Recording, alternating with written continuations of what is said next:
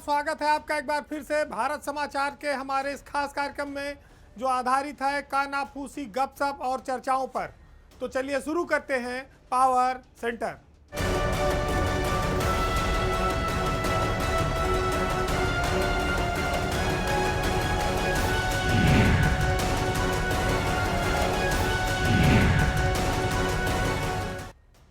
खबर में सबसे पहले बात दो मंत्रियों के बीच टकराव की। ये टकराव अपने समाज के वोटों को लेकर है और ये जंग काफ़ी तेज हो गई है और कहा जाए तो हाथापाई और एक दूसरे पर आरोप लगाने तक आ गई है। विधानसभा चुनाव करीब है, वर्चस्व की लड़ाई है और राजभर समाज के दो मंत्री अनिल राजभर और ओम प्रकाश राजभर के बीच, उनके समर्थकों के बीच बहुत कुछ हो चुका है। मामला यह है कि 23 जनवरी को सुहेलदेव महाराज की जयंती थी और पूर्वांचल में जो राजभर समाज का वोट बैंक है उसका सेंटर पॉइंट बनारस और गाजीपुर है। वहाँ पर अनिल राजभर कार्यक्रम कर रहे थे और उसी कार्यक्रम के दौरान जो कहा जाए कि सुहेलदेव समाज की जयंती का बहुत बड़ा दिन था, वो सबसे बुरे दिन में तब्दील हो गया और मंच से ही मारने पीटने की नौबत शुरू हो गई। उसके बाद हंगामा, बवाल, पीला गमछा और सफ़ेद गमछा वालों में, भगवा वालों में शुरू हो गया। अनिल राजभर बीजेपी से मिनिस्टर हैं, ओम प्रकाश राजभर की अपनी पार्टी है, वो बीजेपी के सहयोगी दल हैं। जब बात मारपीट तक हो गई तो उसके बाद ओपी राजभर ने एक और तंज कस दिया कि अनिल राजभर और ये जो इनके परिवार के लोग हैं ये पहले लोहा चोरी करने का काम करते थे और जो लोग आज हम पर वोट और टिकट बेचने का आरोप लगा रहे हैं वो खुद चोरी में लिप्त थे। फिर अनिल राजभर की बारी थी, उन्होंने कहा कि सिधौरा माँ टेम्पू चलाने वाले लोग सरिया खरीदने कब गांव में आए थे लोहा की चोरी की, वो जरा बताएं। तो देखिए बहुत साफ है कि बीजेपी का जो विधानसभा चुनाव से पहले पूर्वांचल का समीकरण है, राजभर वोटों का जो समीकरण है वो गड़बड़ा रहा है। वाराणसी और गाजीपुर में ये दोनों नेता, एक शिवपुरी में है और एक गाजीपुर में। ओम प्रकाश राजभर ये कहते हैं कि आज तक राजभर समाज को कोई सम्मान नहीं देता था, जब वो आए तब ये नए नाम आ गए। लेकिन बीजेपी अपने मूल कार्यकर्ताओं को, नेताओं को तो आगे बढ़ाएगी ही। हालांकि गठबंधन की मजबूरी है कि वो ओम प्रकाश राजभर को अभी कुछ कह नहीं सकती। अनिल राजभर भी इसी सीमा में ही बोल पा रहे हैं। लेकिन इतना जरूर है कि असली ग्लैमर तो ओम प्रकाश राजभर का ही है। राजभर समाज में वोट बैंक उनके पास है।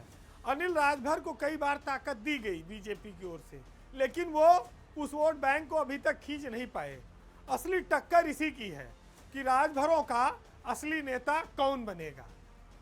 अब राजभर ओम प्रकाश पहले सपा में गए, चुनाव लड़े, सरकार बनी नहीं, लौट के आए, बड़ी तलखी थी, लेकिन वो दोबारा बीजेपी में ही आकर मंत्री बनने को उनको अवसर लग पाया। पार्टी को भी उनको चलाना है, तो अब मजबूरियों का दोनों का साथ है। बीजेपी को भी पता है कि देर सवेर अगर राजभर अलग होते हैं तो फिर अपने मूल कैडर के नेता को ही बड़ा बनाना पड़ेगा। इसीलिए पार्टी की ओर से इस झगड़ा झंझट को रोकने की कोई पहल नहीं की गई है। बस इतना जरूर कहा जाता है कि सहयोगी दलों का बीजेपी पूरा सम्मान करती है। वैसे तो अनिल राजभर ने सब कुछ कह दिया है कि ओम प्रकाश ने हमारी सभा में अपने कार्यकर्ताओं को दारू पिलाकर भेजा कि जाओ हुड़दंग कर दो, और इस लड़ाई में नफा और नुकसान किसका होगा ये चुनाव के पहले कोई बड़ा ऊपर वाला हस्तक्षेप करे, क्योंकि इसमें बैठ के बात करनी पड़ेगी कि दोनों एक दूसरे के खिलाफ ना बोलें। अगर साथ में चुनाव लड़ेंगे तो, और अलग अलग लड़ेंगे तो उसके लिए मोर्चा बन ही रहा है, तैयार हैं। अब बात यूपी पुलिस में आईपीएस अफसरों की, शीर्ष आईपीएस अफसरों की, डीजी लेवल की, जो फरवरी महीने में रिटायर हो रहे हैं। इस महीने डीजी लेवल के 3 आईपीएस अफसर रिटायर हो रहे हैं, यानी कि 28 फरवरी के बाद पुलिस महकमे में एक बड़ा फेरबदल होगा। संदीप सालुके का इसी महीने रिटायरमेंट होना है। उनके साथ मनमोहन बसाल, जो इस समय डीजी होमगार्ड हैं, वो भी रिटायर हो जाएंगे फरवरी में। और तीसरा नाम है दीपेश जुनेजा का, जो इस समय डीजी अभियोजन के पद पर हैं, वो भी फरवरी में ही रिटायर हो रहे हैं। जब ये 3 डीजी लेवल के अफसर रिटायर हो जाएंगे तो 1994 का जो आईपीएस अफसरों का बैच है वो पूरी तरह से डीजी बन जाएगा। यानी कि 94 बैच में जितने अफसर हैं अब वो सब डीजी रैंक में 1 मार्च को प्रमोट हो जाएंगे, कहीं कोई बाधा नहीं है। सबसे पहले प्रकाश डी का नंबर है, जो इस समय एडीजी रेलवे के पद पर तैनात हैं। दूसरे नंबर पर हैं LV Antony Dev Kumar. LV Antony Dev Kumar के बाद तीसरे नंबर पर जय नारायण सिंह डीजी पद पर प्रमोट होंगे। जय नारायण सिंह इस समय डीजी पावर कारपोरेशन है।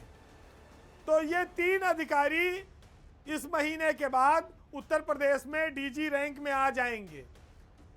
चौथे अधिकारी तब आएंगे जब नीरा रावत का अप्रैल में रिटायरमेंट होगा। उसके बाद चौथे अधिकारी हैं कानपुर जोन के एडीजी आलोक सिंह। आलोक सिंह भी डीजी बन जाएंगे और उनका बैच 1995 है, तो उसकी भी शुरुआत अगले उसमें हो जाएगी, यानी कि 2-3 महीने के भीतर ये भी हो जाएगी। तो यूपी पुलिस में काफ़ी बड़े परिवर्तन होने वाले हैं।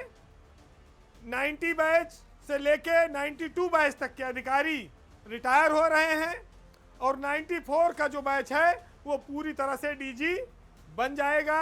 95 का नंबर लग जाएगा। तो 95 में फिर कई सारे अधिकारी आ रहे हैं, लेकिन सबसे पहले आलोक सिंह, जो इस समय कानपुर के एडीजी जोन है, वो 2 महीने बाद डीजी रैंक में प्रमोट हो जाएंगे।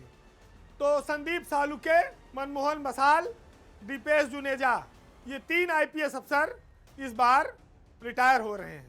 और महत्वपूर्ण बात यह है कि जब ये 3 अफसर रिटायर हो जाएंगे तो फिर रेणुका मिश्रा यूपी की सबसे सीनियर आईपीएस अफसर बचेंगी और उसके बाद नंबर 2 पर राजीव कृष्णा का नाम आ जाएगा। वो यूपी के सीनियर मोस्ट अफसरों में से नंबर 2 पर आ जाएंगे। तो ये भी एक महत्वपूर्ण खबर है। अब बात सबसे बड़ी खबर की। खबर एक ऐसी जिसने चमत्कार कर दिया, लोगों को हैरत में डाल दिया, आश्चर्य में डाल दिया। क्योंकि एक अफसर जो घूसखोरी के लिए सस्पेंड हुआ था, उसके साथ एक प्राइवेट व्यक्ति जो घूस की रकम लेने के लिए गिरफ्तार हुआ, और सरकार जिसने कहा कि ये जीरो टॉलरेंस की नीति का सबसे बड़ी कार्रवाई है, उदाहरण है, ये नजीर है, ये सब कहानी अदालत के एक फैसले से अब पलट गई है। उत्तर प्रदेश में हिंदी फिल्म की एक 3 घंटे की पिक्चर की तरह एक कहानी आपके सामने है, जिसमें नायक है, रोमांच है, एक्शन है, भ्रष्टाचार भी है, और वो सब मिलाकर 3 घंटे का अंत हुआ 1 साल में। आप हैरत में पड़ जाएंगे कि चौंक जाएंगे कि ये सब कैसे हो गया। हाई कोर्ट के एक अदालती फैसले ने सबको बेबस कर दिया है। आपको मालूम होगा कि इन्वेस्ट यूपी में घूस मांगने के आरोप में सीनियर आईएएस अधिकारी अभिषेक प्रकाश को सरकार ने सस्पेंड कर रखा है। इस मामले में अभिषेक प्रकाश के कहने पर जिसको घूस दी गई थी उसको एसटीएफ ने गिरफ्तार किया था। वो 8 महीने जेल काटा, उसके खिलाफ ईडी की जांच शुरू हुई और अब हाई कोर्ट ने उस पूरे एफआईआर को क्वैश कर दिया है। आप इसे किस्मत की बात कह सकते हैं कि आईएएस अधिकारी अभिषेक प्रकाश की किस्मत फिर बुलंदी की ओर है।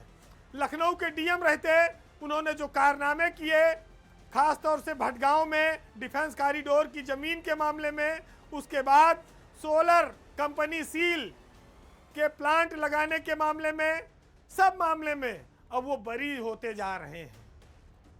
खासतौर से घूसखोरी इन्वेस्ट यूपी वाला मामला, मुकदमा तो अब समाप्त हो गया, जो एसआईटी बनी थी वो भी खत्म हो गई, और अभिषेक प्रकाश जिन्हें कल तक प्रदेश का सबसे भ्रष्ट आईएएस अफसर कहा जाता था, अब वो बेदाग होकर जल्दी बहाल होने की जुगाड़ में लग गए हैं। ऐसा कैसे हुआ?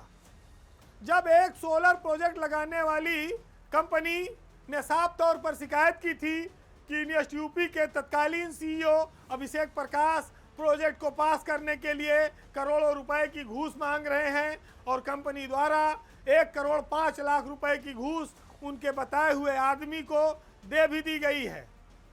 एसटीएफ ने मुख्यमंत्री के निर्देश पर छापा मारा, और उस छापे में आरोपी की गिरफ्तारी हुई, और अभिषेक प्रकाश को 20 मार्च को 2025 में निलंबित कर दिया गया था। सरकार ने कहा कि ये मामला इतना छोटा नहीं है, इसलिए इसमें एसआईटी भी जांच करेगी और विजिलेंस जांच के भी आदेश किए गए। अब निकांत जैन तो अभिषेक प्रकाश की खातिर 8 महीना जेल काट लिया, ईडी का उसके ऊपर छापा भी पड़ गया, सब कुछ वो झेला। अभिषेक प्रकाश फरार रहे, गायब रहे, न किसी सवाल का जवाब दिया, न कभी पेश हुए, न कोई एजेंसी उनको बुला पाई, और हाई कोर्ट ने अब एफआईआर रद्द कर दी, तो अब कहीं जाने की जरूरत ही नहीं है। सोलर कंपनी द्वारा लिखाई गई एफआईआर क्वैश हो गई है, रद्द हो गई है। ये बहुत चौंकाने वाला फैसला है। आप इसे रेयर केस कह सकते हैं, ऐसा देखने को नहीं मिलता है, लेकिन एक बदनाम अफसर कैसे आसमान की बुलंदियों पर था और नीचे आया।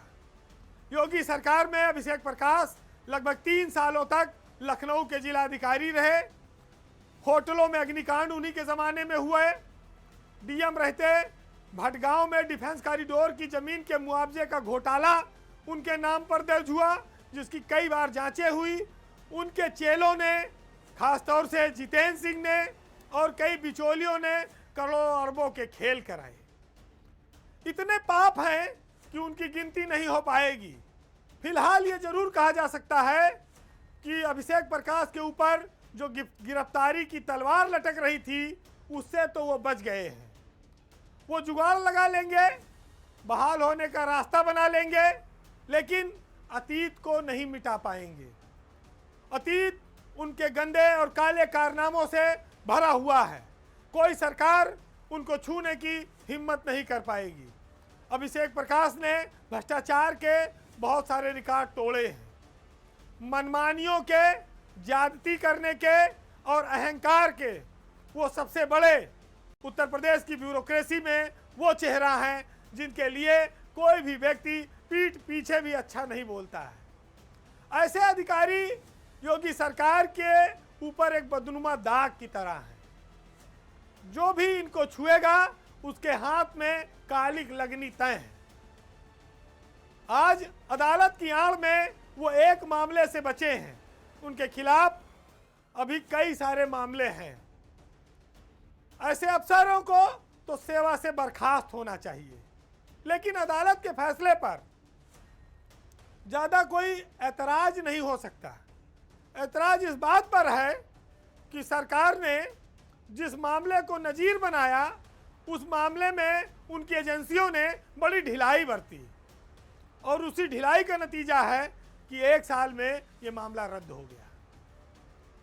अगर आईएएस अफसर का मामला ना होता तो शायद अब तक अभिषेक प्रकाश का घर भी गिर जाता, वो जेल में भी होते और उनके ऊपर दर्जनों मुकदमे भी लद गए होते।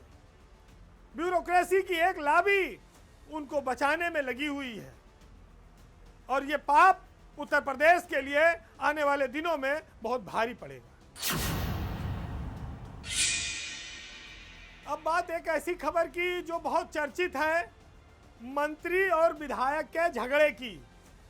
बुंदेलखंड में जल शक्ति विभाग के काम को लेकर जो ये कहती है कि हम नल से हर घर में जल पिलाएंगे, वहाँ पर बीजेपी के ही एक विधायक बृजभूषण राजपूत ने अपने ही मंत्री, जल शक्ति मंत्री स्वतंत्र देव सिंह को रोक कर, घेर कर बहुत सारी शिकायतें की, बड़ा हंगामा किया। ये हर कोई जानता है। सड़क पर हंगामा हुआ और उसकी चर्चा अभी खत्म नहीं हुई, रोज कुछ ना कुछ उसमें कहानी आती है। घेराघारी के बीच हम आपके सामने एक नई कहानी लेकर आए हैं। हम आपका ध्यान आज एक महत्वपूर्ण बिंदु की ओर दिलाना चाहते हैं, जिसके केंद्र में सिंचाई विभाग है और उसका मंत्रालय है। वैसे तो उत्तर प्रदेश में सिंचाई विभाग सबसे मलाईदार, पैसे वाला और कहा जाए तो स्वर्णिम विभाग है माना जाता है। हर किसी मंत्री की यह चाहत होती है कि एक बार वो सिंचाई विभाग का मंत्रालय पा जाए। अब उसी का नाम बदलकर जल शक्ति मंत्रालय हो गया है। लेकिन आपको जानकर यह हैरानी होगी कि सिंचाई विभाग एक कांटों भरा ताज है और अतीत के झरोखे में यह रिकॉर्ड दर्ज है कि जो सिंचाई विभाग का मंत्री बना उसका कैरियर खराब हो गया। क्या सिंचाई विभाग एक अभिशाप की तरह है मंत्रियों के लिए, एक पनौती की तरह है जो ये दिखाता है कि यहाँ पर मौज खूब है, गंगा जमुना की धारा बह रही है, पैसा पानी की तरह बह रहा है, सिंचाई मंत्री बन गए, माल खूब बिटोर लिया, लेकिन उसके बाद राजनीतिक कैरियर खत्म हो गया, वो दोबारा किसी लायक नहीं बचे। और इसको मैं उदाहरण के साथ आपके सामने पेश करूंगा। शुरुआत आप करेंगे तो 25 साल पहले सन 2000 से करते हैं। सन 2000 में जब बीजेपी की सरकार थी, उस समय ओम प्रकाश सिंह सिंचाई मंत्री बनाए गए और वो सन 2000 से लेकर 2003 तक उत्तर प्रदेश में सिंचाई मंत्री रहे बीजेपी की सरकार में, ये ओम प्रकाश सिंह। और उसके बाद उनका कैरियर बर्बाद हो गया, वो दोबारा कभी मंत्री नहीं बन पाए।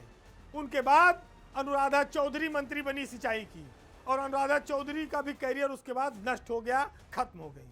उनके बाद मुन्ना सिंह चौहान मंत्री बने। मुन्ना सिंह चौहान भी सिंचाई मंत्री के बाद फिर कोई मंत्री नहीं बन पाए और मेराजुद्दीन फिर मंत्री बने सिंचाई के, और मेराजुद्दीन कुल 6 महीना मंत्री रहे और उनको बिना किसी सदन के वो मंत्री रहे। फिर राज्यपाल ने उनको दोबारा मंत्री पद की शपथ दिलाने से मना कर दिया। ये वो लोग हैं जो सिंचाई मंत्री बने फिर कुछ और नहीं बन पाए, चाहे ओम प्रकाश सिंह हो, अनुराधा चौधरी हो, मुन्ना सिंह चौहान हो, मेराजुद्दीन हो। एक बार तो माल काट लिया, दोबारा मौका नहीं लगा।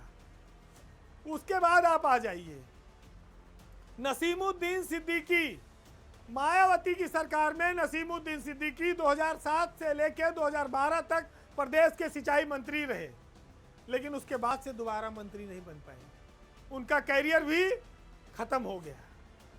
धर्मपाल सिंह 2017 से 2019 तक सिंचाई मंत्री रहे और इस्तीफा देना पड़ा बीच में योगी सरकार में। महेंद्र सिंह 2019 से 2022 तक सिंचाई जल शक्ति मंत्री रहे और फिर आज देखिए जब योगी पार्ट 2 की सरकार बनी तो महेंद्र सिंह मंत्री नहीं बन पाए। महेंद्र सिंह संगठन में बड़े ओहदे पर हैं लेकिन मंत्रालय नहीं मिल पाया। कितने बड़े बड़े नाम हैं। ओम प्रकाश सिंह कल्याण सिंह के बाद सबसे बड़े मंत्री माने जाते थे। नसीमुद्दीन सिद्दीकी मायावती सरकार के सबसे हैवी वेट मंत्री रहे, 16 विभागों के मंत्री रहे। अब स्वतंत्र देव सिंह मंत्री हैं सिंचाई विभाग के। अब आज जब इतने के कैरियर के ये हाल है तो स्वतंत्र देव के लिए आगे का भविष्य क्या है आप अंदाजा लगा लीजिए। अनुराधा चौधरी खत्म हो गई, उनके बिना लोकदल में पत्ता नहीं हिलता था। चौधरी अजीत सिंह बिना उनसे पूछे कोई काम नहीं करते थे, एक बार सिंचाई मंत्री नहीं, समाप्त। नसीमुद्दीन मंत्री पद से हटे, मायावती का साथ छूटा, कांग्रेस में गए, वो भी छूट गई, अब सपा में जाने वाले। आप सोच लीजिए राजनीति में दोबारा मंत्रालय की सीढ़ी नहीं चढ़ने को मिली। धर्मपाल एक ऐसे नाम हैं जो इस्तीफा हुआ सिंचाई मंत्री से, फिर 2.5-3 साल इंतजार करते रहे, दोबारा जब योगी की सरकार बनी तो वो इस समय मंत्री बने, पशुपालन विभाग के मंत्री हैं। लेकिन उनके बाद जल शक्ति मंत्रालय संभालने वाले महेंद्र सिंह आज तक मंत्री नहीं बन पाए। तो ये जल शक्ति मंत्रालय का अभिशाप है कि जो यहाँ गया वो विवादों में चला गया उसका राजनीतिक कैरियर अंधकारमय हो गया। दूसरों को देखने में बहुत मलाईदार भी है और है भी, लेकिन जब फिसलते हैं ऊपर से, हजारों फीट ऊपर की ऊंचाई है समझ लीजिए, फिर ढलाना है, कोई रोकने वाला मिलता नहीं, फिसलन इतनी तेज है। और उस फिसलन में जो भी आपको रास्ते मिलेगा वो रोकने के लिए नहीं मिलेगा, वो दो धक्का और लगाएगा और तेजी से फिसल के नीचे चले जाओ। क्योंकि जब आप बहुत बुलंदी पर होते हैं तो वहां पर आप बहुतों के दुश्मन हो जाते हैं, क्योंकि जब सबकी इच्छाएं पूरी नहीं होंगी, एक तरफा माल बटेगा, तो नाराजगी का स्तर भी बढ़ेगा और उस नाराजगी के स्तर को झेल पाना बहुत कठिन होता है।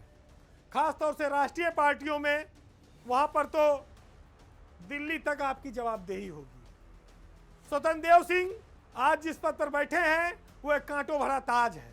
उनके कैरियर के लिए ये एक बहुत बड़ा टर्निंग पॉइंट है। ये जो मंत्रालय है ये अभिशाप है।